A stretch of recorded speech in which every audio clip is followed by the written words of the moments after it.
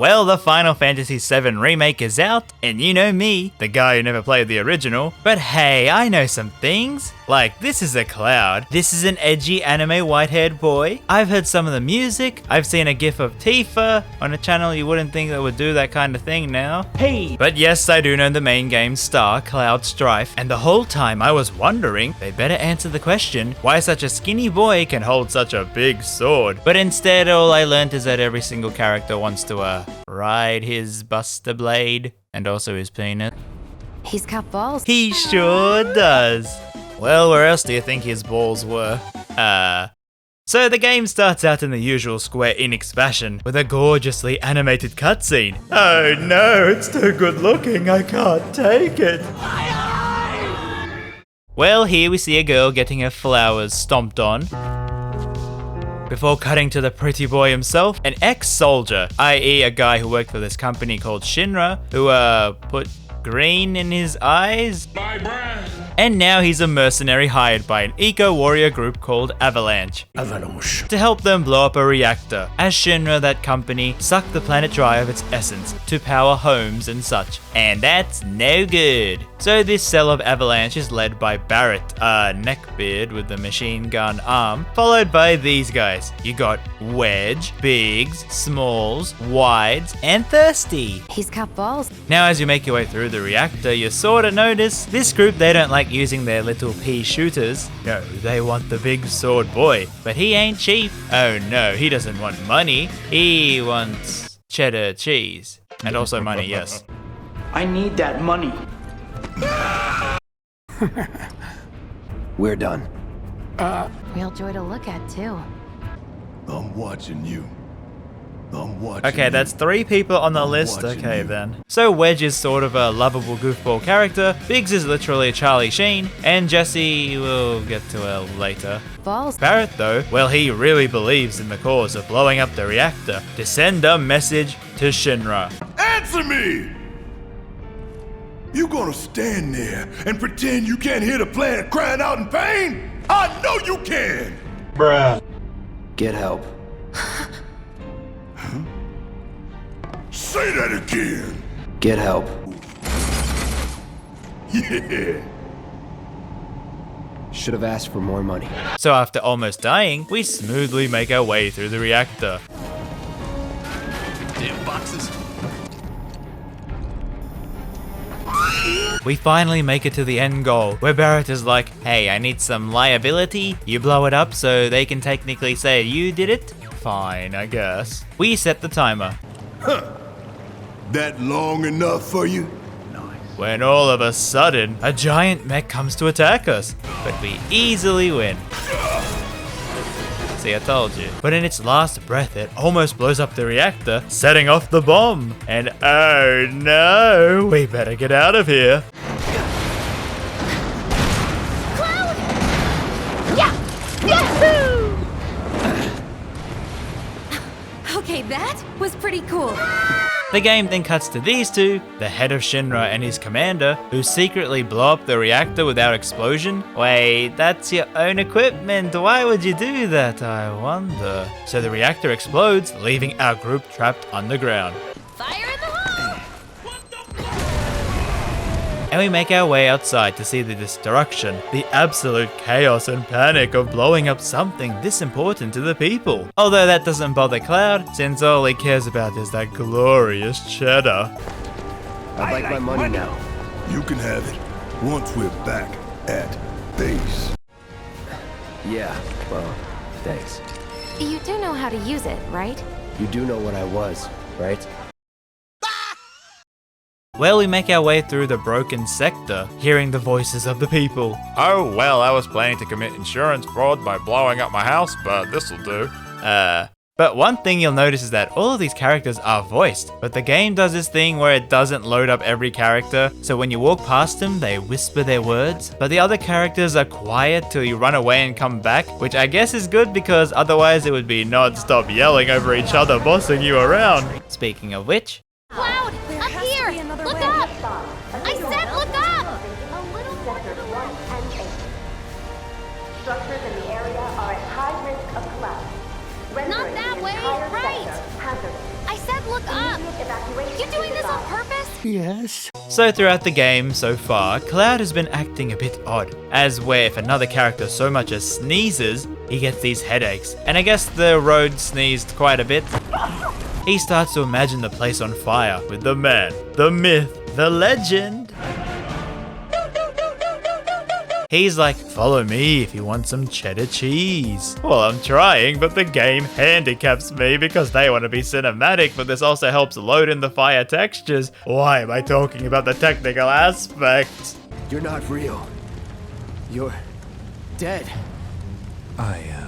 Yeah, I don't know what you're smoking, Cloud. He looks pretty not dead to me. Sephiroth, then I guess shocking to me, you know, the guy who's never played the game, goes on an environmental speech, and I guess Cloud has had enough of that from Barrett. Aha, you missed, but also remember to recycle. Ooh. Now, as a newcomer, these scenes are kinda weird because he talks about things that are going to happen or they're in the past. It's kinda confusing at times. I guess what I understand is that Cloud somehow thought he killed the tall man while Sephiroth killed his mother at one point. Okay. Well, it's good they still have pizza in this place, but oh, hello. So this flower girl named Aerith, you know, the one from the beginning, starts tripping balls. Balls. But then is fine, then isn't, because Sephiroth uses his stand on her. Hey, are you okay? So apparently she thinks we saved her. So Cloud then asks, are you okay? Never mind. Alright then, keep your secrets. I guess since I wasted your time, I'll buy a flower then. How much? Well, that depends on the customer. In your case, it's on the house. Alrighty, add another one to the list. Okay then. Look, I'm involved in things. Dangerous things. Oh, I'm sure you are. God, I love her personality so much. I mean, no, I'm very impartial to this waifu war. We still haven't met the other combatants.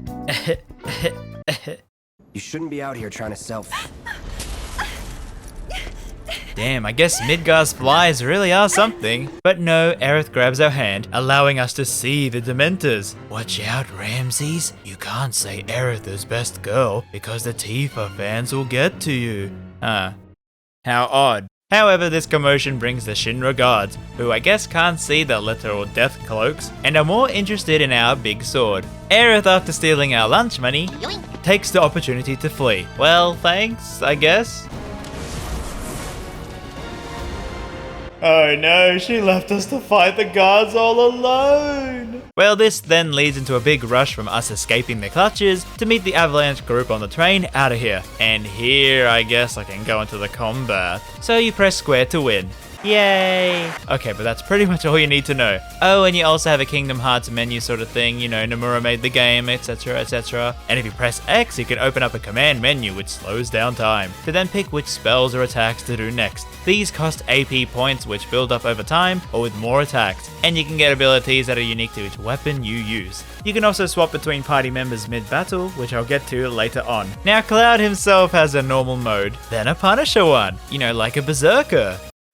Anyway, using this makes you move slower, but also allows you to counter enemy attacks. And to get the most out of enemies, you want to build the stagger meter to do massive damage. Or just burn them, either way, I don't care. I always knew Cloud loved fire. Now outside of this, the areas are massive, with many winding parts, but controlling Cloud can be kinda clunky. Ignoring the clunky sword, you can't dodge, roll, or jump, which raises the question of how he anime leaped earlier. Then there are breakable objects in the field, you press square to destroy them, but it kinda slows down everything and doesn't feel fluid. Like if you miss, you have to wait for him to put the sword away to use it again. Then in these areas you will come across these narrow pathways where the game slows down so much, and you're wondering, hey, what's the holdup? What's that? The game is 100 gigs on the PlayStation 4, and this is a trick to load in the next area? Can't wait to see you, Marlene. I mean, okay, I'll take this over long loading screens any day. Well, okay then. I guess I can read what it says. Aha, I see. Hey, you're just gonna cut me off like that. Okay, and I have another little thing with these screens. So they tell you some tips and tricks, but also they'll go, hey, this is the evil final boss of Shinra, okay? And I'm like, wait, are we gonna meet him next chapter? I guess not. Yes, I know it's meant for people who played the game already, I get it. So we make our way, battling grunts, doggos, riot shields, and the laws of physics to make it back to the train. On my go.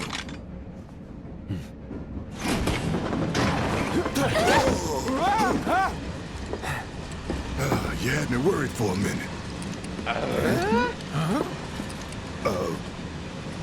What the hell you been up to, huh? Giving public security the runaround. That's what. Can I just say, after being stuck with so many silent JRPG protagonists, I love Cloud. Not for the reasons you think, but how he's still silent for player representation, but also is so sassy and charming and strong and charming and hot and blonde. So we go further into the train, careful not to bump into the passengers because, you know. We got a large package. When Barrett seems to have bumped into some Shinra employees. Think they got it? Heard it loud and clear? Y'all's masters? We will not submit to intimidation or violence, but work together for peace and prosperity. That is how civilized people change the world. That's right. Well, these two really want a promotion, huh? Jesse then calls us over and somehow hacks the security to give us Lore Dump. Yes, Lore Dump hype. So Midgar is this giant city that's powered by reactors at points around it, and it's split up like a pizza, with each sector housing people. So we just blew up one of them. Also, it's actually floating in the air because the poor people live underground while the rich live on the plate on top. Wait, do you mean to tell me there's an entire system of people living? Okay. My reaction to this was utter amazement. I love worlds that show huge environments, and this Death Star looking place was just so cool. Seriously, amazing work Square realizing these visuals from the PlayStation 1. Because okay, I mean PlayStation 1 Cloud can't hurt me. Of course no one's here to pick me up. Why would they be? Damn, what a mood. Okay, let's keep going to the Avalanche hideout. And when we finally reach it, it's also a bar, which I guess is great because they can get free booze. And we see Barrett's daughter Marlene, and also the fan favorite, Tifa.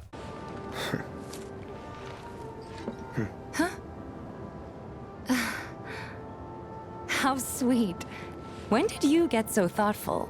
Fine, another one on the list. Cloud, however, remembers his mission goal, for the cheddar. But it seems like Tifa ain't have that cheese. So distracts Cloud by offering him a free apartment next door to hers, mind you. Then says, oh hey, so like this is all I have at the moment, but if you do some side quests for me, I'll give you the rest, hee hee. Well, okay, I mean I'll do anything for the moolah, I mean cheese. So Cloud, he do the big sleep, but not till that other neighbor rudely interrupts him. Alright, I'm gonna give him a piece of my mind. Oh no, this can't be happening. This can't be happening. Oh, it's just a creepy old man with a tattoo. Wait, no, can I have the hot anime dude choking me instead? Please? Tight. Let's get down to business, shall we? Huh? These water filters won't replace themselves. Although the next batch If Jessie put her mind to it, every home in the most area every- has honestly, they make us more money than this place. We bring And in if Jessie put her mind to it, most paid. What? Give me a break. I'm not a soldier. I'm a salesman. So the next day begins the side quest time. This is where the game lets you hang out in one area for a bit, talking to as many people as you can, doing the side quest. And it's also where we find an item shop for all the healing, also music, because you can't spell JRPG without collectibles. Wait a minute. Triggered. Then a weapon shop to swap out the character's weapons because, you know, nothing says FF7 like Cloud and his... Okay, you know what? This actually looks really phallic. Balls. We also see... Hold it! Gee, I sure hope we never see this character again. Oh yeah? We also meet this kid called Chadley, who worked for Shinra, but now helps us by giving us quests to do. Yay! I've come up with a new recipe. Then we finally meet our landlady, Mal. Mal? If you ever need a band, anything, I'll lend you Tifa. Loud and clear. No charm, no wit, big sword, but no skills. I'm doing my best. Also, after Biggs grabs our sword, he teaches us about Materia, these balls made from the Marco that are pretty much the magic in this game. So you can equip them onto weapons and armor to let your characters use that spell or ability. Some of these near the end can get quite crazy. And also there are many tactics with this, but pretty much you want to swap out the spells you need against the boss, since enemies have type advantage weaknesses. Also, this means you're not locked into a character using one spell the entire game, meaning the skill tree is just a place to increase attack, magic stats, or more slots for balls, you know, that sort of thing. I will say the assess materia is really good because using it tells you how to defeat most enemies, although it's kind of hard remembering what defeated enemies, as you would need to use it every time to see the weaknesses, unless I skimmed over the button you could just press. So then this is where Tifa also joins your party for a bit, and unlike Barrett, who is a long shooty range boy, she's the close range punchy Superman. She also has this ability where she does this thing from Dragon Ball, and it allows her to pretty much stagger enemies quicker. I didn't use her much at the start, but late game she was one of my favorites, since it felt really fun using her in combat. Also, to regain health, Cloud sits. Yeah, this is a big do not disturb moment. This sucks. So Cloud returns to Tifa's room. You know what? We should totally celebrate. Let's dress up and hit the town. Really? I mean, why not?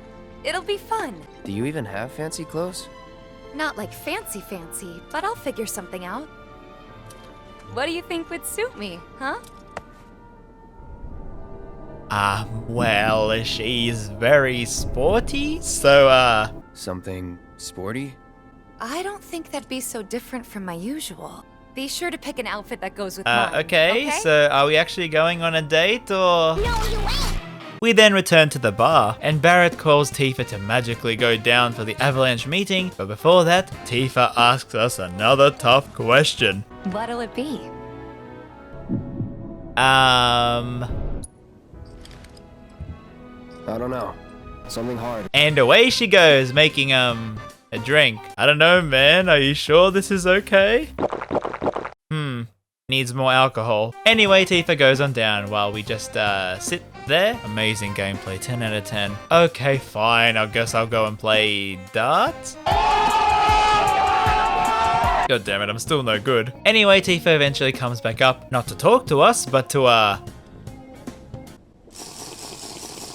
you know, it's kinda nice to have a JRPG that isn't about high schoolers, but actually adults who can get drunk. Well, Tifa drinks because she's sad that the plans Avalanche want to do actually hurt people, if you couldn't tell, and she's not sure if she can handle it. However, the gang come back up, seemingly happy with their next plan, which, let me see below, yeah, here it is, blow up another reactor. He thinks there isn't much planning in this group. Barrett tells us to take the money and get the heck out of here because, you know, we are a mercenary and they don't want us for the next job. Tifa abandons us to sit with the cool kids while My Chemical Romance plays as we exit alone. So after we play Knifey Spoony with some hoodlums, You call that a knife? Like I give a shit. we go home and see, oh no. Welcome home, honey. Took your sweet time. Psych! Wait, so what's your personality again? Is all you think about Cloud? Tonight, you and me together. Just chill, Jesse, yeesh. Balls. So I guess in a weirdly paced section of the game, which really felt like the low point to me, where Cloud is asked by Jessie to get material for the next mission to bomb the reactor. But the whole time it was just to flesh out her backstory, how she wanted to be an actress, but is pretending to work in a theater to help her parents, while she also does this eco-warrior job. And yeah, more Uncharted walking into houses segments, while we also see her sick father before robbing him of a keycard to a Shinra base since he works for them, and that's where we head to distract the guards while she gets the explosives. Well, here we get another flashback to baby Cloud with a not so baby voice. I'm gonna be a soldier. The best of the best. Like Sephiroth. Making a promise to Tifa, locking her in as a childhood friend in Cloud's growing harem. So to help Jessie, we make our way in fighting Shinra grunts, and with some wacky anime hijinks,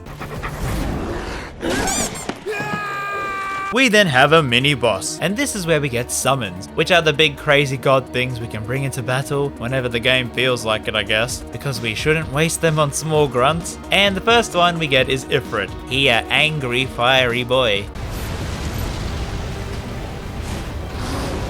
However, after winning the battle, we are seemingly stuck. But let me take you back a bit. After Jesse gives us some hip thrusts, we meet Roche. Soldier. I like him. Ooh, I like him a lot. And even though he works for Shinra, I guess, he bursts in to have a one-on-one duel with Cloud. You turned the key. The engine roars with excitement. It hungers to be set free! Are you serious? Another one on the list. Wait a minute. So this game, it ain't an action JRPG reimagining of the beloved turn-based PlayStation 1 classic. It's a harem game? I mean, okay, the Persona games are harem games. Danganronpa are harem games. Even Bob the Builder Festival of Fun is a harem game. But FF7, the highest rated JRPG of all time, was really just a game where people wanted to bang a blonde anime boy? So after a cool boss battle, he yeets on out, and the other side of Avalanche, since our group is just a small cell in a big organization, help us escape. But not before. This is like a bruise or a mild burn at worst. Nice tack, Percy. Can we just get out of here, please? Wait! Give me a minute! No, Why you have to be such a hard ass, bro? I ain't your bro.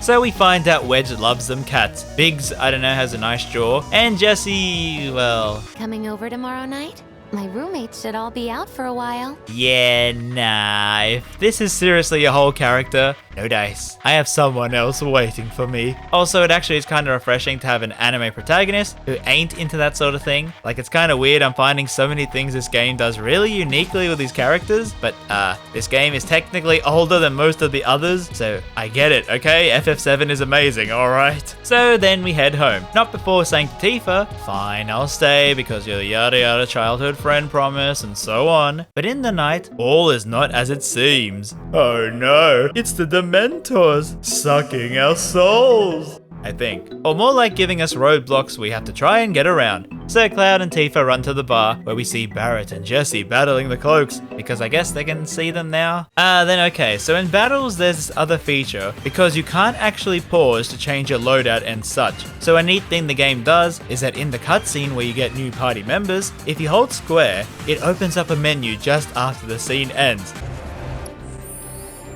What the actual heck? So we fight magical spooky cloaks and win in the battle, but of course lose in the cutscene with Jessie breaking her ankle. Well, what a coincidence. You know, Tifa asked me to stay behind. They're like, I can help you out on your bombing mission if you pay up. Consider it done. Gee, now he seems happy to spend money on us. I'm counting on you, soldier boy.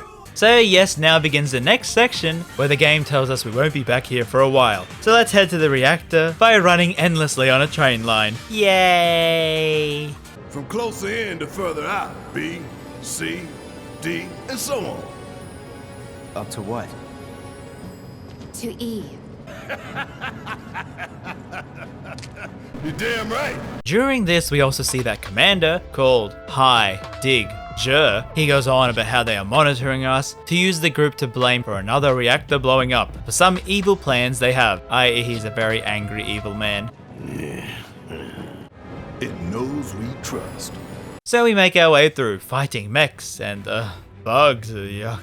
We then find ourselves on a walkway, trying to turn off these giant lights to divert the power to move forward. And this was where I really started to like the game, as you had most of the main characters together. And I don't know, I didn't find this puzzle too challenging or anything. But yeah, okay, Square, you did really good with the sky images. But I don't know, does anyone feel like this is literally a flat 2D image? Still kind of cool being up here though. So we make it to where Biggs is giving us the equipment we need before he yeets out.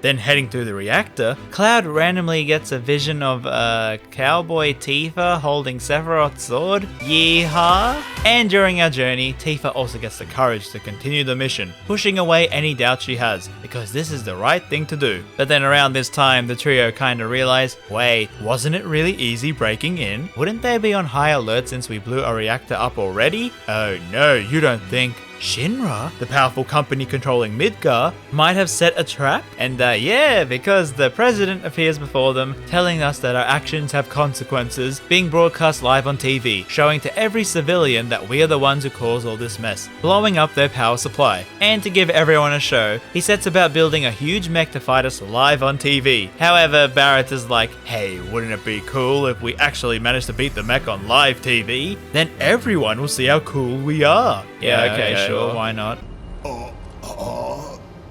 Okay. Listen up, y'all. Y'all gotta rise up. Barrett, who are you talking to? The people put me on TV. I'm gonna drop some truth. Times like these, you gotta savor. Oh no, if you're about to ask me to dance, then don't. Come on, don't be shy. How about you, Cloud? I don't dance. Now before we continue, I'd just like to mention some things about this game so far. 1. Holy moly, this game is attractive. Not just from the character designs, but to how the models look in-game. Although it is weird seeing these realistic models cycle through animation sets, which I know is just to save time, but it just still feels a bit odd. The game itself is stunning, with amazing detail in the world, with the particle effects, the atmosphere, and I'm just so happy Square seems to have hit their stride with the Unreal Engine. Secondly, the voice acting. Okay, so like, wow, these are amazing. Now, interesting to note, I don't know the main character voices, as I don't recall them hearing them in other JRPG roles. They actually sound distinctly new. I mean, Aerith is even voiced by a YouTuber, and they just fit so well. Like, these voices are perfect, I love them so much. I will say some of the side characters can be a bit odd, like you hear a voice from another game, or Wedge. But yeah, with all that, this really just feels like how a Final Fantasy game should be in the modern era. You hear that, 15? I love everything about this game so much from what I've seen. Now, in a cool way, in this part of the reactor, you can actually get keycards to take out parts of the machine the Prez was building, thus handicapping it right before your big fight. I actually like this a lot, and the parts you take out give you rewards, which you first have to obtain by doing a mini game. It's simple, really. We move the levers at the same time. Shake it off. 3, 2, 1. Shake it off. Hey, I think I should lead after all. 5, 4, 3, 2, 1, go! Much better. Got an idea. 7, 7, happen, hoo-ah! 7, 7, happen, hoo-ah! Hell no. How about this then? 7, heaven. Ugh, we're doing it my way. 3, 2, 1. Hell yeah! We really did it! Great timing. Right on the money. Yeah.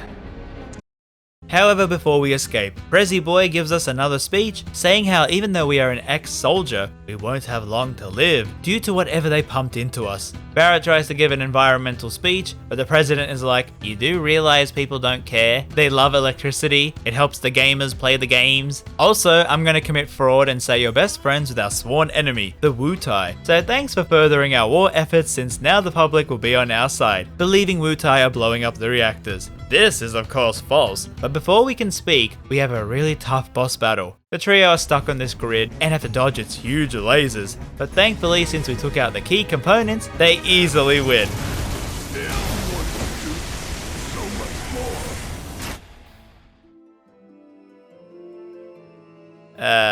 So after refocusing, the group win. It do a big explode, separating us from the two, and even though Barrett could shoot the machines, Cloud tells him to take Tifa and escape. He does so, the reactor blows up, and we falls to our death.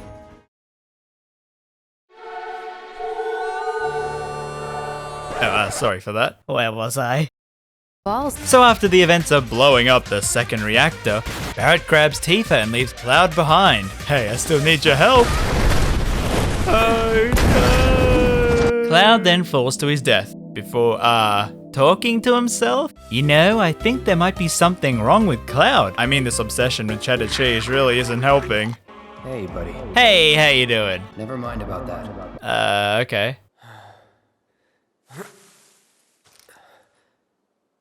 Maybe you're not okay. Yeah, that's what I've been saying. So it seems that after somehow falling 1 billion meters, Cloud somehow isn't dead. I guess these flowers have some magic padding or something? And who might we stumble upon? Nice to meet you again. Oh yeah, the flower girl. Oh, the flower girl. Fell right into my flower bed. You know, I think there's a joke in there somewhere. You dropped this when you landed. Thanks. I've got one too. You and everybody and their mother. Not like mine, no. It's special. Wait, what? What's she showing? Her hair? Her ears? Am I the only one confused by this? You should stay a while.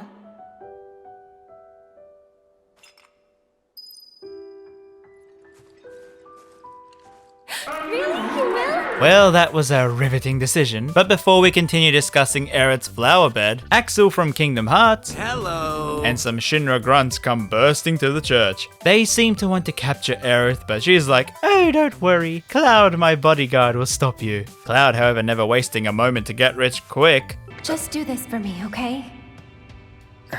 Fine, but it'll cost you. A lot. A lot, huh? One date ought to do it. Wait.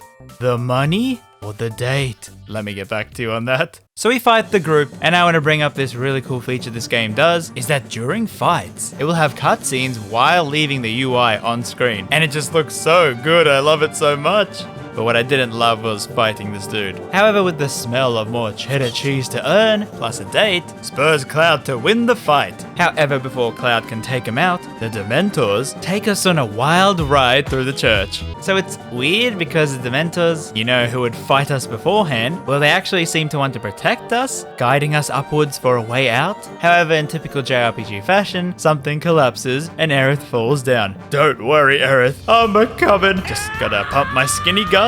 So we free Aerith and make our way out of the attic, Axel still hurting from the beating we gave him, calling in his partner to take care of us. Shall we mosey on over? So the two begin their moseying, which includes more lore dump hype, saying how Axel is a Shinra Turk, who are sort of a high-up special agent, mostly used to scout potential soldiers. You mad? What did you say to me? You mad? So through our moseying, we get to experience Aerith's personality a lot more, and why she's my top candidate for best waifu. Aerith, this is YouTube, you're not meant to swear, so promise me you won't swear and I'll lift you up. Close enough.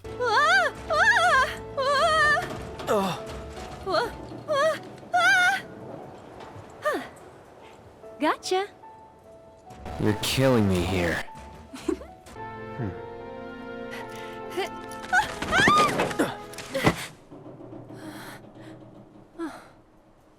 My hero. Never a dull moment with you. That a compliment? Not really. Thanks anyway. So Aerith is now on the party and she's meant to be the OP healer. And yeah, the heals are very good, but I kinda didn't like using her. I know, shocking given the video so far. But like her normal attacks are kinda... Anyway, we make it to the train station where everyone is gawking at the exploded reactor. Except I couldn't find any smoke. Oh well. We continue, but Shinra seem to be hunting us with Axel's partner on the charge, a bald man with glasses. The two then take the back roads, which involve a whole lot of looping around, monster fights, and Aerith angrily staring at us through a chain link fence. Come on, Cloud, let me in. So we head further in and make it to the slum area, which is Aerith's hometown. But the townspeople, instead of greeting us, seem to be interested in something on TV. Stupid bony man. But we suspect the device used was similar to that employed in the attack on Mako Reactor 1. Have no fear.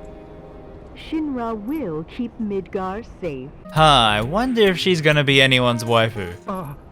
Anyway, these slums are home to many orphans, and Aerith is sort of like the super duper helper outer. Thanks again for all those herbs. You've helped a lot of people. No problem. Anytime. How'd you manage to find so many anyway? Oh, I have my ways.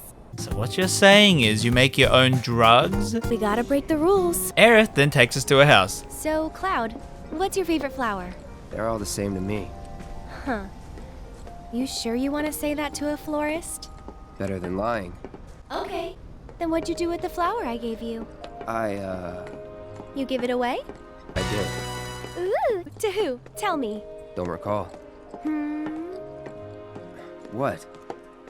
Thought you didn't like lying. And once there, we meet her mother, Elmira, who looks nothing like her. Also sounds nothing like her. Aerith, I guess, not wanting us to leave, makes us do some flower picking. The flowers are for decorating the orphanage, and while Aerith does that, Cloud has some time to wander around. We don't really find much of value though, apart from some old people, and if I know old people in JRPGs, yeah, let's avoid them, shall we? I get it now. However here, we also see Chadley, who I guess is those shopkeepers that can teleport between dimensions? Impossible. So I mentioned before that he gives us these passive quests to do, where it's things like analyze these many monsters, and each one done has him unlocking a materia for us to use. However here, he gives us the greatest innovation known to mankind. A cheddar cheese clock. And also a VR headset.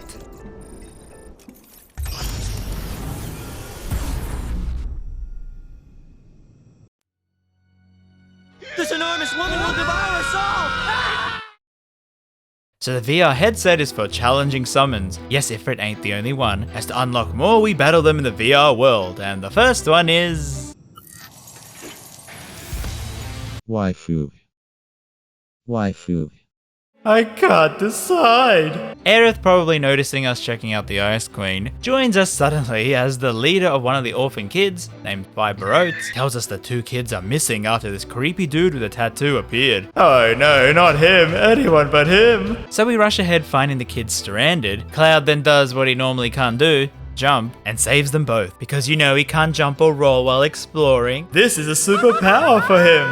Heading back, Cloud can't stand the sounds they're making, and has a dramatic flashback. Tifa. Tifa? What's wrong? Nothing. Is Tifa like your girlfriend? Cloud, don't stuff this up, okay? No. Phew, alright, no need for any hasty decisions, okay? So the two bring the kids back, but the cloaked man comes creeping in. However, it seems that he's a different creep, since he has a 2 on his arm. Aha, Cloud, you forget. It's our 5-year high school reunion coming up. Ooh. You don't know who Sephiroth is, do you? Sephiroth, the war hero? I know he died in an accident 5 years ago. They said so on the news. Maybe they did. But I've got a feeling he's still alive. Oh, right. Come on, let's go. Me thinks there's something more to this girl than meets the eye. Also, is that who I think it is? You can see me, Kupo? Yes, Kupo! Kupo! I'm the owner, Moggy. You must not be familiar with Mog the Moogle. It's a pretty famous fairy tale. You better believe I'm familiar with that thing. So throughout the game, in the boxes we destroyed, we sometimes would get these Moogle medals. And yeah, we can exchange them for items here. It's not very complicated, honestly. I see you're working hard, Mr. Merc. Yep. So what are you gonna do next? Keep on working hard. As you always do, I'm sure. You know, this is how I earn a living. Huh? Really? I thought you were just doing it for fun. I suppose some people do. Hello, I'm some people. Nice to meet you. I'm gonna slowly walk away, Aerith, while you think about that bad joke, okay? So now this is where we get the side quests, like in the sector slums with Tifa, except with a better waifu. Well, these things can be like defeat monsters for people, or take jobs from kids. But here's the thing. I don't work for free. Or cheap. But we don't have any money! I'll do it for 3 gil. Huh? I'm offering a special discount right now on Toad King jobs.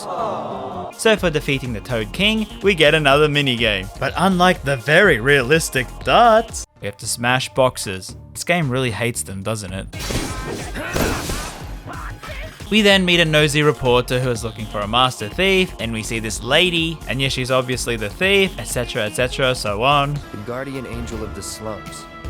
This must be one of her calling cards. And now with all of that done, We probably ought to call it a day. Getting late, huh? You've been working so hard you lost track of time. Had to. The pay sucked. Listen, you crustaceous cheapskate! so we go back to a house where that bold dude from earlier sneaks up on us. How rude! Yes, his name is Rude. How did you guess? So Cloud wants another fight. You Turks are all the same. All bark. No bite. No. Now this boss was really tough, as all he did was walk up to your face with his wrestling smackdown moves. But I also liked how he had some history with Aerith and he won't actually attack her, he just puts her to sleep.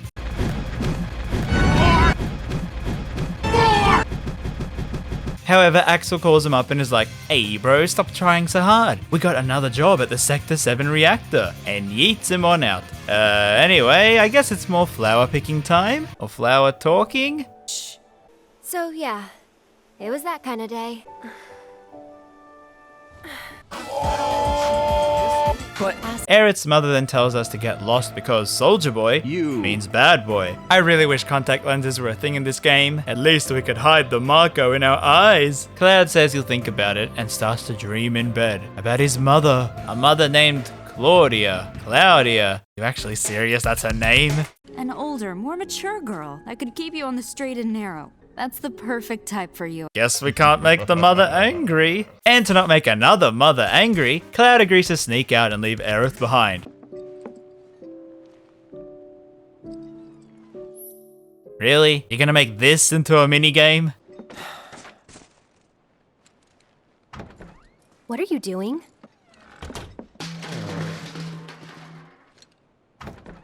You jerk! So we leave and try to make it back to Sector 7, which involves cutting through Sector 6.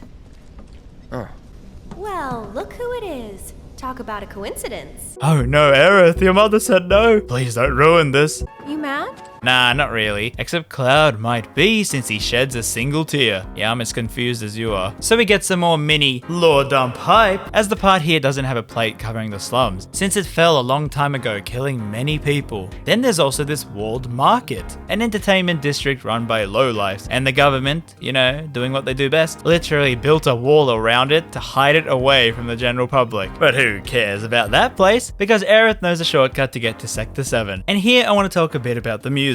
Because, okay, I didn't mention this earlier in part 1, as honestly not many of the songs tickled my fancy. However, with this area, I started to find so much more tracks that I enjoyed. I have to remind you that the FF13 composers helped with the music on this game, and oh boy, it sure does show here, and I love it so much. I'll talk more about the music near the end game. So here we also have some puzzles where we have to move Aerith on this hand to kick some ladders down for us to move forward. Reminds me of that movie that I don't think a lot of people have seen. Maybe you have. You did it! Yeah. Alright, good enough.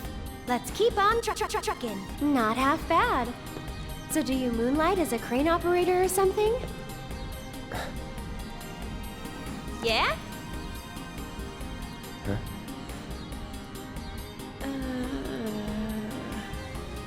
Come on, Cloud, I know you don't like human interactions, but you can do this!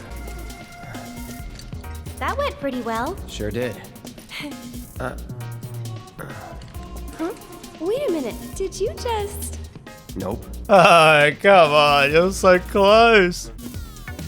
Cloud, up top! Oh, sweet Sephiroth, I'm doing it! I'm holding the dang button with all my power!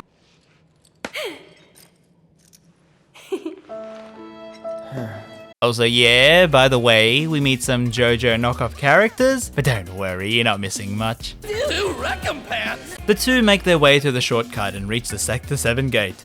More importantly, how about we take a break? Sound good? No. I don't have time Up there looks nice. It's thick. Aerith, however, has other ideas. So, Cloud, you were a soldier first class, right? Yeah. Weird. Really? What's weird about it? Nothing. Just that you were the same rank. Huh? As who? The first guy I ever loved. Oh, wait, what was his name? So I can take care of him? But that name is too powerful for Cloud and he gets a migraine. We then spend some time in the park. Just as we're about to enter the secret passageway to Sector 7, the actual gates to the sector open with a cowboy, Chocobo, and Tifa. Wait, Tifa? Also, why are you wearing that?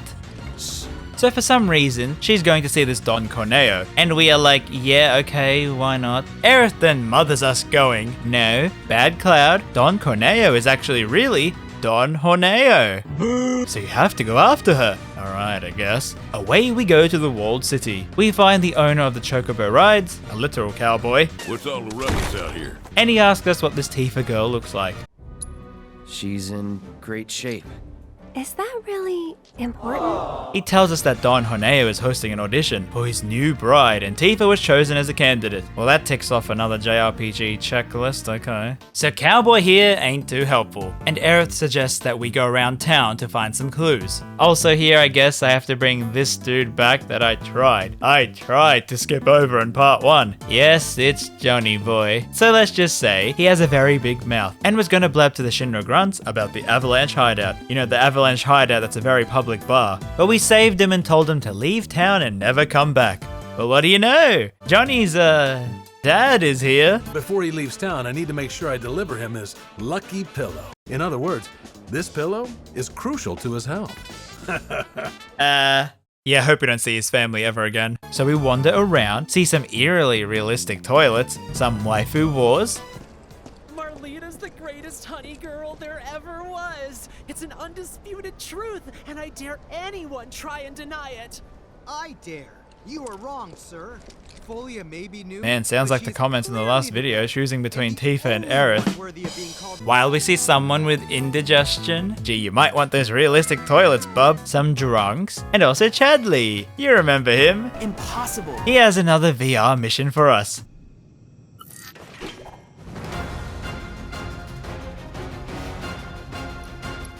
You know, I was gonna make a joke here, but I think this speaks for itself. Oh, lordy, hey you! So yeah, this place is pretty much just pleasure galore, but not really, because we see Johnny run through.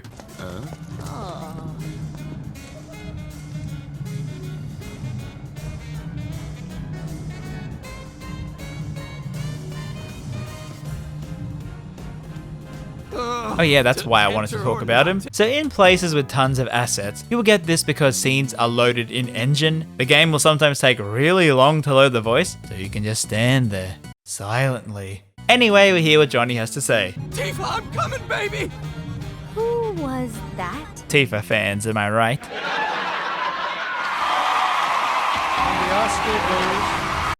We also upgrade our weapon to one with a battery level. Okay. And further in, we find Don Horneo's mansion, but are stopped by some guards and Leslie, who honestly feels like he belongs in another franchise. He says, whoa, hey bud, no men are allowed to enter. Can I go inside? Maybe. You know Leslie? She's kinda cute. Homely, but cute. Excuse you? With a little work, I bet she'd clean up real nice. Cloud, requesting permission to kill. Yes. So Leslie tells us if you want to audition, you need approval from one of the 3 head honchos here, Cowboy, Madam M, and Andrea Rodea. And I guess Johnny here is sort of a guide, running ahead to them so we know where to go. Well, Andrea is very popular at the Honeybee Inn and won't be able to see us without a booking. So over to Cowboy, where he says, if you guess heads or tails right, I'll help. If not, then leave. You know, this sounds like a scam, so no deal.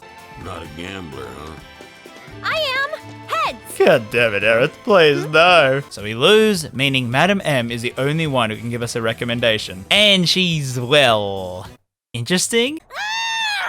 You greedy scum-sucking piece of shit festering! She's a hand masseur. Well, my hand has been hurting recently, but oh no, that's too expensive. I guess the poor man's course? Wait. Absolutely not. You asked for this. Now take it like a man!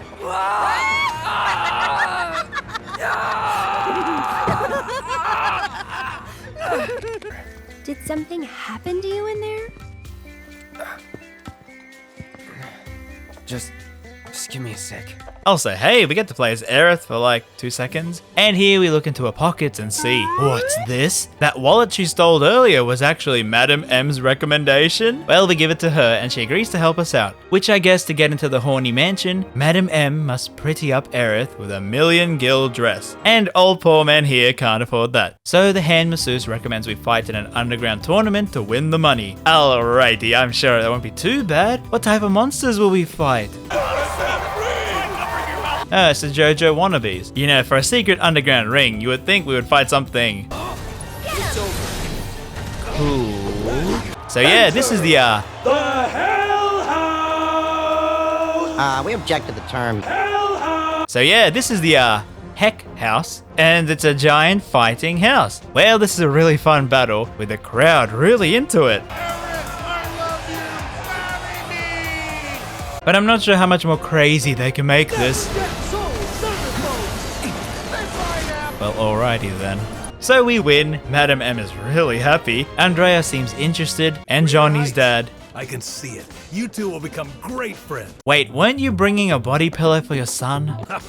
I guess while we wait for Aerith to get ready with her dress, and trust me, it does take quite a while, we can do some fun things like the gym. Look at him. He's a scrawny little thing. I can snap him like a twig. Oh yeah?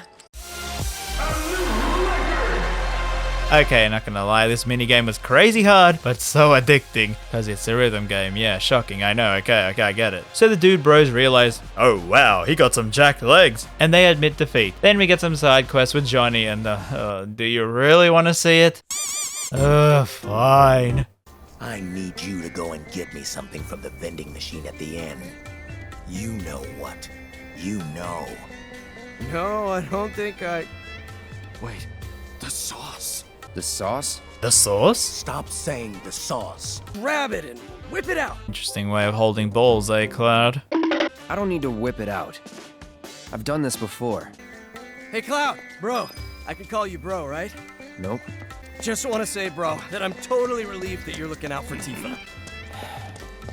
So, like, how'd you get so strong anyway, bro? Anyway, we finally are done with all that nonsense and tell Johnny to get Aerith to meet us at the mansion and...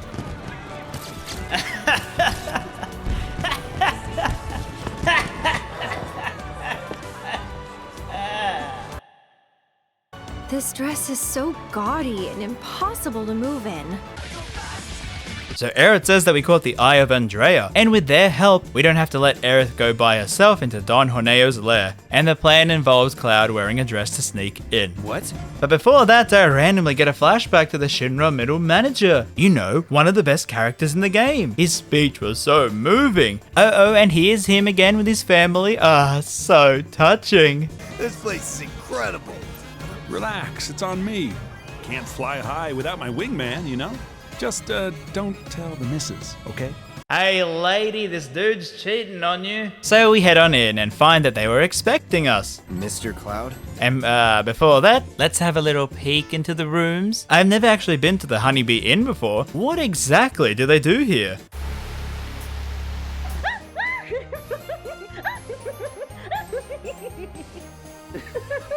I'm gonna get ya! Oh boy. Well, let's try door number 2, eh? Watch the stinger, sweetie. What shape am I making? Wait, Johnny's father? I don't care anymore. Do you want to practice your dance moves first? Hey, hold on. Press the buttons in time with the music. Is this an actual rhythm game? Oh, it's just the tutorial. Well, I mean, it's not really a full-on rhythm game. You press one button like every 5 seconds, so not really a challenge, but it looks cool. And I guess Cloud can dance, if you call that dancing. I don't dance. Oh, yeah, sure. Anyway, they take us onto the stage where we meet Andrea, and he says that we must dance if we want to win his favor. But I told you before, I don't know how to... What's this? Is pulsing. Rhythm. Oh my. Oh!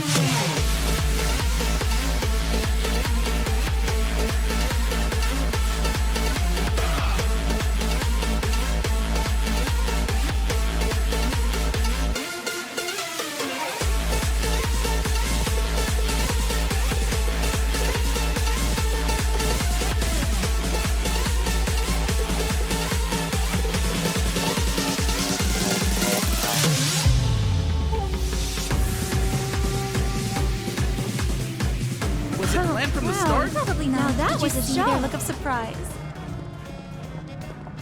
Cloud? Yoo-hoo, Cloud. Hello? Please don't.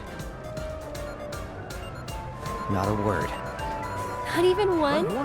No!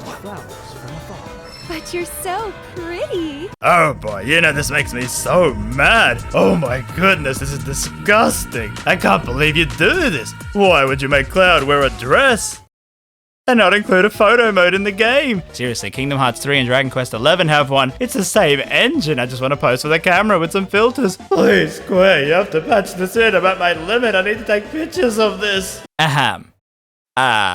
So looking absolutely amazing, we head back with Aerith to Don Honeo's mansion. And yeah, it works because Leslie lets us in and we head up to a room. But oh no, they put sleeping gas and out like a light we go. Hey, can you hear me? Tifa? You okay? Mm-hmm.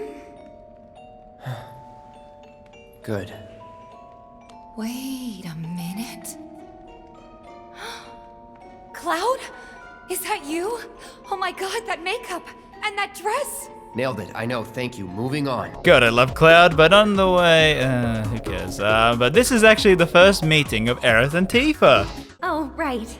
I'm Aerith. Who the heck is this hoe dressing up like that for Cloud? I We were swear, if she worried does about anything, Cloud. I'm gonna... Cut the chatter. So Tifa reveals why she's here. And that's because some of Don Honeo's men were sniffing around looking for Avalanche. So she decided to just meet the man and ask him herself why he did do that. Bit forward, but okay. Well, since all three of us can work together, whoever he picks can get the answer, so I guess it all works out. And Aerith seems really into this plan. It feels wrong getting you involved in all this. Don't even bother trying to talk her out of it. Oh, Cloud gets me. Took you long enough. Oh, no! Come on, you know you're into this. Well, it's time to meet the old horny man. Ladies, whichever one shall I pick? Pathetic. Huh? Hey, which one of you said that? Was it you? Pathetic. And while this is all happening, the Don says the other two are for the lackeys, and you know what that means. I guess I'm good to go whenever. How about you, Tifa? 4 guys would do this. Okay, let's not keep Cloud waiting. Right. Happy feet! Combo!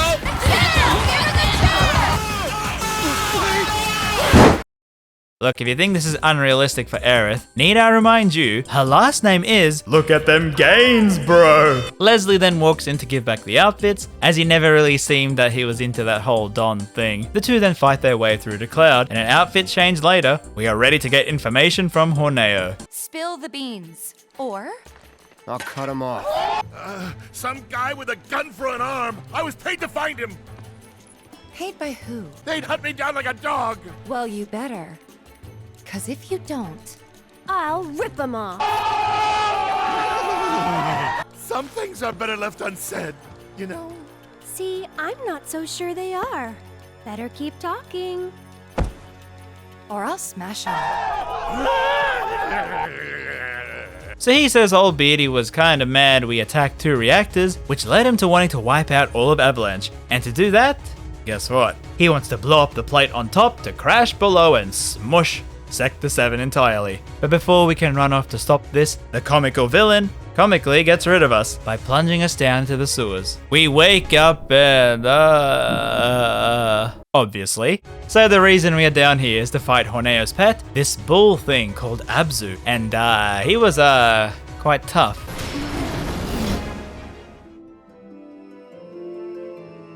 So now, to get the most out of this game, when I retried, I picked Tifa. And I'm saying that because, I'm sorry, Aerith. You'll see why later on. So we win, but not really, because it escapes, giving us a way out of the sewer. We were dinner.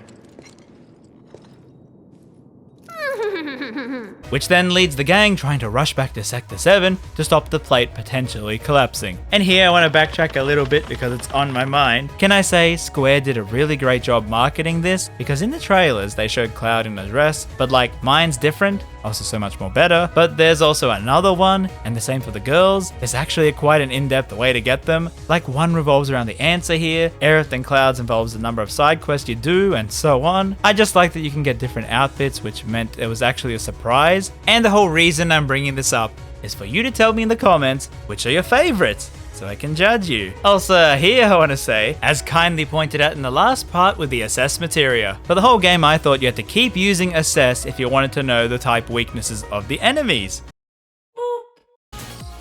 Seriously, Square, why wasn't this in the tutorial or something? I wasted so many AP points. We then make our way through with some puzzles, all the while Tifa is getting worried that her favorite drinking place might be squished flat. Aerith takes it upon herself to help out Tifa. How about this then? Think of something fun. After saving Sector 7, you're gonna... I'm gonna... go shopping. Topside. I'll buy stuff for the bar, decorations, coasters. Can I come? You'd better. Then it's a date. Is that a ship? Let me check. Oh, yep, if it's a ship. And what a ship. Cloud can carry all our stuff. He'll be our pack chocobo. What was that about me? Nothing. And yes, at Cloud's expense, he dies once more, while everyone laughs at him for being the pack chocobo. Hold on tight. On three, okay? 1, 2, 3. So the trio make their way further in, fighting crabs in the dank pits, till they reach a blockage. How to operate the waterway pump, really? Another minigame? Alright, I'm a pumpin', you can't stop these ladies pumping. We make a great team. Go team! So we leave the sewer after these fish people turn us into frogs, toads, Neobatrachia? Yeah, that will sound smart. Above ground, which is technically below ground, they see Baldy and Axel heading towards the support pillar, getting ready to blow it up to smush Sector 7. Cloud, however, reassures the two, and they begin to make their way through the spooky train graveyard. Oh no, foggy weather, eerie music, and dead trains. This is horrifying. Oh yeah, Ghost Kids, how you doing? I'm game. But it'll be fine. We've got a bodyguard, don't forget. Mine. Right? What? Okay, fine. You know what? We had some fun picking the waifus and all that. Everyone was having some good times in the comments. But I think at this point, it has gone on for far too long, alright? No more waifus, so get off of me. I'm a single man now. I know, I'm sorry. Aerith, Tifa, please save me.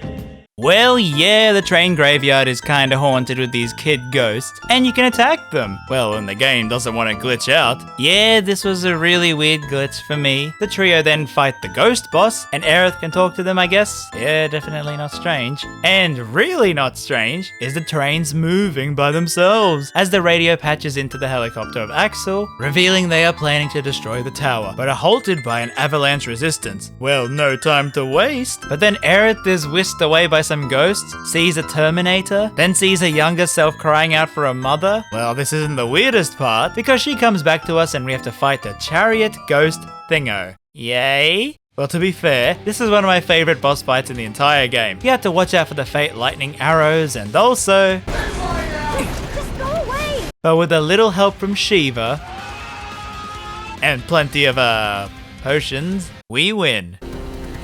And you can go to hell!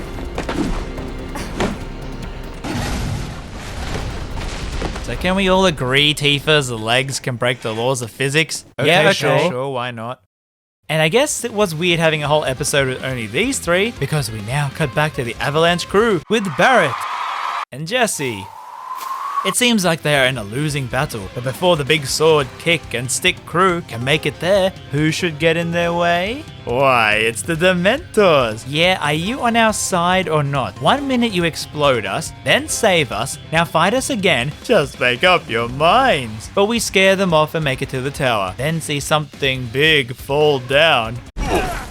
Oh hey Wedge, are you okay? Why don't you heal up with Aerith? No, you're not gonna ask for healing, but instead make both ladies wait with you while I have to go by myself up? Well, I guess that's another JRPG check ticked off. So we climb the tower ourselves and see, oh no, it's the Jawman. Oh, why him? Why?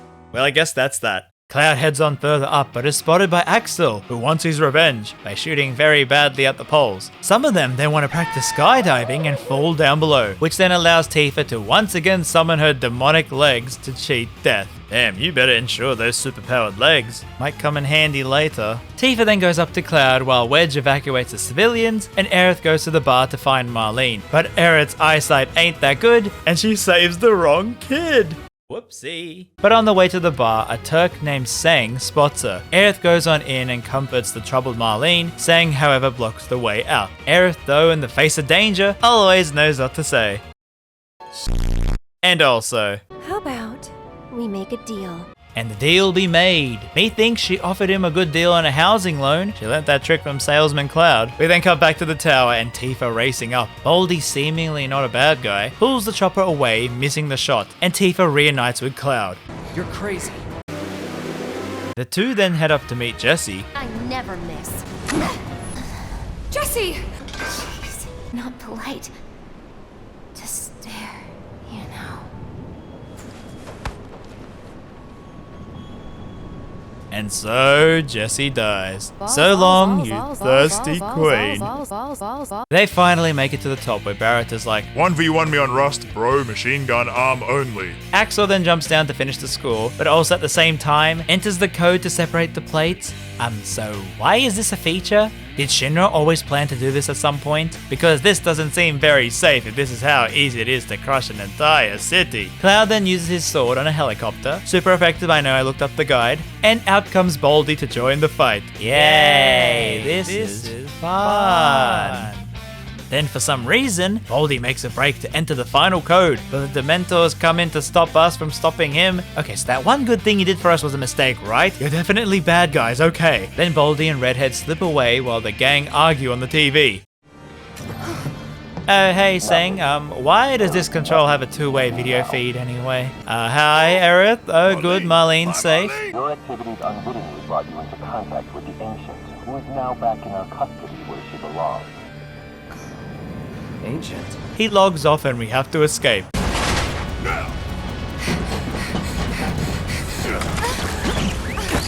Yeah, okay, I've given up on the physics in this world. The game cuts to hyper-realistic Square Enix cutscene showing them fleeing the collapsing plate, while Wedge supposedly dies, and what the heck is that? Felix the cat? Morgana? Hello? You blew it up! And with that, we see the absolute destruction, while the three get smushed flat, never to be seen again. So that's the end of Final Fantasy VII Remake. Where are you going, Cloud? Go shopping. Topside. I'll buy stuff for the bar, decorations, coasters. Can I come? You'd better. Then it's a date. I'm sorry, were we interrupting something? Shh. It's just that I think there shouldn't be any more waifu wars in this game. Yeah, Cloud shouldn't have to pick between Tifa and Aerith. Because look, the ladies, they are such good friends. Yeah, and they go out shopping together. Oh, and look, they bought so many things. It's a bit heavy, but don't worry. Cloud the Pack Chocobo doesn't mind carrying it all. Isn't that right, Cloud? What? Asshole.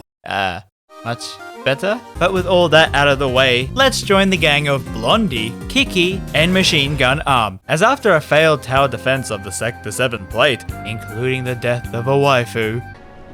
We could. Yeah. You owe me a pizza. Who else will I have ice cream with? The trio escape while the entire plate crushes Sector 7, and they awake in the broken mess, with Barrett freaking out about the loss of his loved ones. But he seems to have forgotten literally 5 minutes ago, Aerith said that Marlene is safe. Oh well, Cloud tells him chill bro, Aerith probably took her back to her house. So like, let's go, shall we? Hey Tifa, know anything about ancients? I know Meant to be the original steward to the planet. Could even commune with it, talk to it and stuff. Oh, so that's why she could talk to the plants. Oh, so she wasn't crazy. I see. Now in the last part, we kinda didn't have much of Ghost Sephiroth and the headaches, but here he is once more. Aha, Cloud, I hope you remember. Our reunion is soon. Oh, I can't wait to hear all the gossip. Also, I have the blood of an ancient and I own the planet. Ooh, don't stare blankly for too long, or Tifa might think you're crazy. Ooh. The trio then head through the walled city onto Sector 5. I will carve out your insides and turn you into a It's just a Matryoshka. rerun. Anyway, they make it back to Aerith's house, where Barrett shows his adorable dad side, and Elmira reveals Marlene is asleep upstairs. I want to Cloud? Tifa, really? Now is not the time and or place. Maybe you should your friend upstairs. No. So yes, Marlene is safe and sound, much to Barrett's relief. Back downstairs, you know what? It's that time. In a JRPG, yes, it's, say it with me, Lord Dump High. Elmira says Shinra has her daughter held captive because she's an ancient and the last one alive at that. She adopted Aerith after going to the train station every day, waiting for her husband to come back from the war, and found young Aerith with her dying mother. With her last breath, the mother told Elmira to look after Aerith and passed away. So then Aerith became Elmira's daughter and would tell her weird stories about how people with massive swords really like cheddar cheese, and also how her mother returned to the planet when she died, and later she mentions to Elmira of her husband's death, way before she gets a letter confirming it. Alright, so from what we can see, ancients talk to the planet and all life goes back to it? Well, I guess I don't feel bad killing all those guards. I'm just feeding the planet, right? Right? But then one day someone rang the doorbell. Ding dong. Who is it? Oh, it's you, that creepy dude. So I said, who are the ancients? They were the original stewards of the planet, whose boundless knowledge and wisdom shall guide us to the promised land. No, never! But Aerith, even when you're No, never! Elmira then says they told her that Aerith has to come along willingly for them to get what they want, and also something about some crazy magical paradise land, and begs Cloud to not go after her for fear of losing her daughter. Tifa, really happy that one of the harem girls is out of the picture, agrees with her. Barrett then suggests going back to Sector 7 to check up on the bar, and they make their way there to that secret passageway Aerith shimmied herself into. So some monster fights, gangs, and tasteful graffiti later, they make it to the park. Weimer! Weimer? Yay, Weimer! Weimer? Who the heck is Weimer? Sorry. The three then make their way back to Sector 7 and see, great, Marl is still there. Big sword. And she tells them to head to the bar, because as you see, it's perfectly fine. As Cloud managed to string up some pretty cool insurance thanks to his job, the important landmark to main character's base building insurance, meaning while everyone else died and lost their houses, the bar still stands. Yes, we can still get drunk. Nah, just kidding, the bar was crushed flat and the fiery plates collapsed. Dear God, no! However, Barrett hears something. Meow. Yes, it's Wedge's cat, seemingly leading us to where he might be. And down we go to a Shinra base underneath Sector 7, so double underground. And before the trio can reach an unconscious Wedge, they fall down into the pits below. Wait, where are Tifa and Cloud? Oh no. Oh no, not a section where they remove party members to make the game difficult for no reason. Please, JRPGs, I'm so tired, I can't take this anymore. So begins a Barrett exclusive section, and I gotta say, I actually enjoyed it. Yeah, surprise, surprise, RamZaes like shooter games. So Barrett heads in trying to find the others and sees Tifa fighting, bugs. The two then fight their way back up after seeing all these cages and Shinra tech, till they reach the spot where Wedge still lays, which kinda makes that weird since, like, what was the point of this whole section since we wind up back where we started? I mean, without Blondie though. He's okay. You sure? But as they're about to leave, the doors close and mutant things come to attack, and oh my goodness, how many are there? Now that don't make any sense. Well, we win in battle, but almost lose in the cutscene, till the Blondie comes in to save us, and Barrett shoots a fireball. Hey, yeah, machine gun shoots fire. So he breaks a big hole in the wall and we see human bodies, and then Cloud gets a vision of himself in there, and I think the editing is to say Shinra turned these soldiers into mutants, but we then see a more horrifying thing pop out of the hole. lady? No, not you sicko. It's the Dementors, and they whisk us three away for some reason. You know, I'm starting to get real sick and tired of these ghosty boys. Barrett picks up Wedge and they head on out of there. We carry that weight. Well, that's not very nice. They head back to Elmira because I guess, hey, free beds! And Cloud begs her for them to go after Aerith, as Shinra won't let her go given her power. Elmira says she'll sleep on it, and the trio hunker down for the night.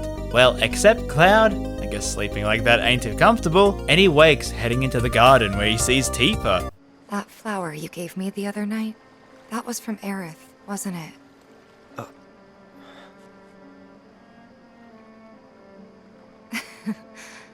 I knew there was something weird going on. Tifa then bursts into tears, crying about the bar or something. I don't know how alcoholics think, but here I must mention what I teased earlier. Yes, in a secret scene, who you picked in this moment actually changes the cutscene here. So if I didn't die there, I would have had a scene with Aerith where she somehow talks to Cloud. I know, Tifa, it's so sad I might start crying.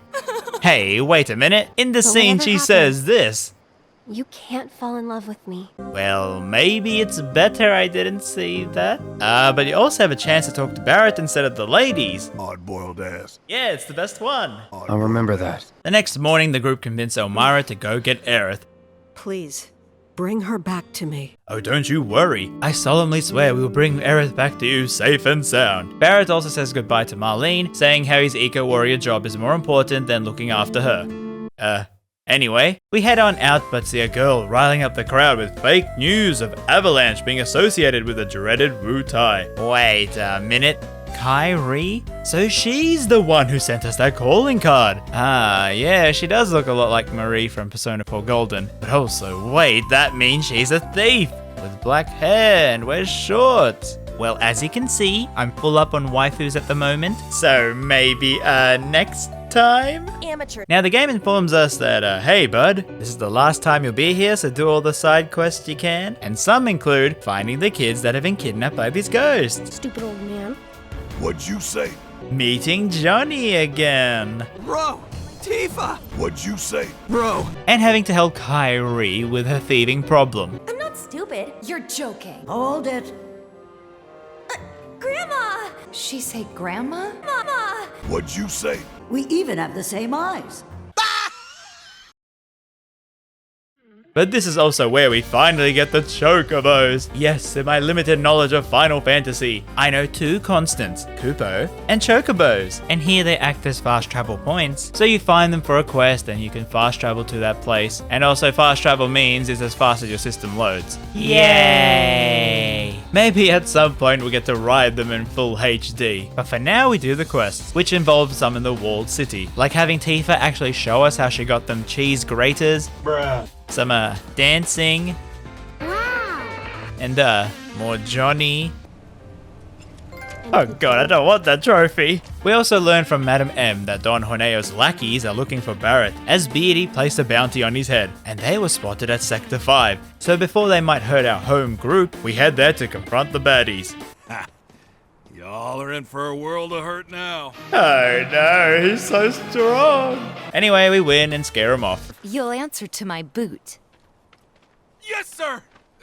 Miss? So the gang decide the best way to get topside, since they gotta go to the Shinra HQ to find Aerith, is to ask Don Honeo, as he might know a way there. I mean, it is a long way up, and that belly might know a secret backdoor entrance. But at his mansion, we instead find the Kingdom Hearts character, Leslie, who really knows to bring a gun to a knife fight, eh? He says he can help us instead, if we help him with a problem, which involves going back into the sewers to Don Honeo's hidey hole. Alright, we're in.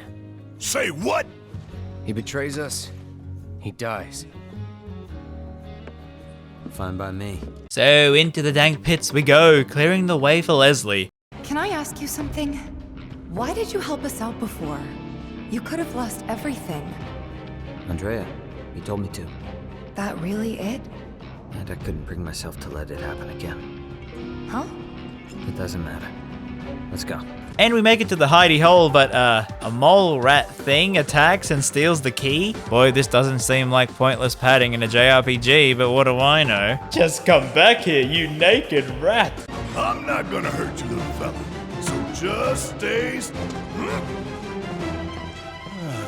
we finally get the rat, turn it into particle effects, and see, wait, this isn't a key, it's a pendant. Wait, so, Leslie's fiance 6 months ago was chosen to be a bride of Hojo and was never seen again since. She had given the pendant back to Leslie the night before that as a sign they could never be together due to this. It's fine. As long as you get us topside, we're still in.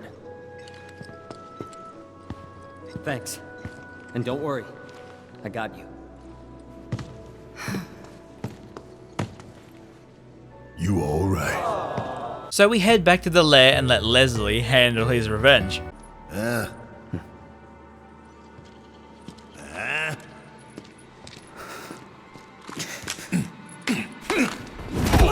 Hojo then, as the comical villain, comically tells us some info. How Shinra are mad we evacuated the sector, since they wanted it to be a big crazy tragedy. And also they are going to abandon Midgar, yes the entire city, and move their base closer to that crazy unknown paradise place. But before he kills Leslie, we jump in. Hojo then goes, "Oh, look behind you, there's a crazy monster." Oh, you don't expect me to fall for that. So yes, he escapes while we do the Abzu fight again. But this time, I guess having a machine gun helps, and we win and return back to Leslie. Barrett and Tifa then tell him not to give up on the fiancé, since she still might be alive. He thanks us and heads back up to give us the things we need to head topside. And it's a grappling hook. I mean, I could have thought of that. I mean, didn't we already have one from Biggs? Anyway, he says farewell, and this is the next section where it's like, do side quest, because you won't ever be back here. Well, we are good for now, so over the wall to Sector 7, in a manner I'm sure would make the cadets proud. So the trio begin their climb up to the top side, and here I sort of realize that yep, you should actually equip new weapons for the characters, because the more you use them, you unlock a special move, and once unlocked, it can be used no matter what weapon you choose next. So yeah, it took me long enough, but I did it. We then make our way up battling Shinra grunts, and admire the scenery. The gang agreed to build another bar for Tifa, so she doesn't have to go into rehab. You'll help too, won't you?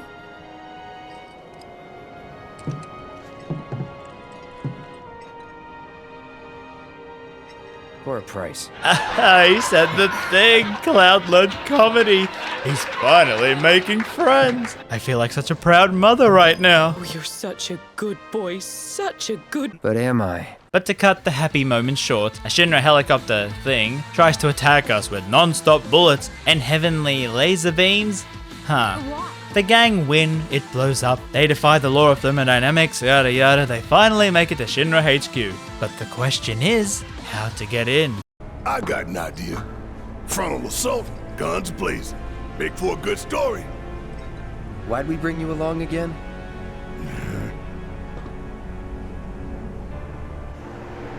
Rear entrance. The gang bust through the rear entrance and find an empty lobby, where Cloud says that Aerith is most likely held on the higher floors, where the research labs are. But to get up there, we need a key card, and it's trapped inside the receptionist's desk. Well, Tifa suggests to use her cheese graters to get up and over. You two can sit back and watch.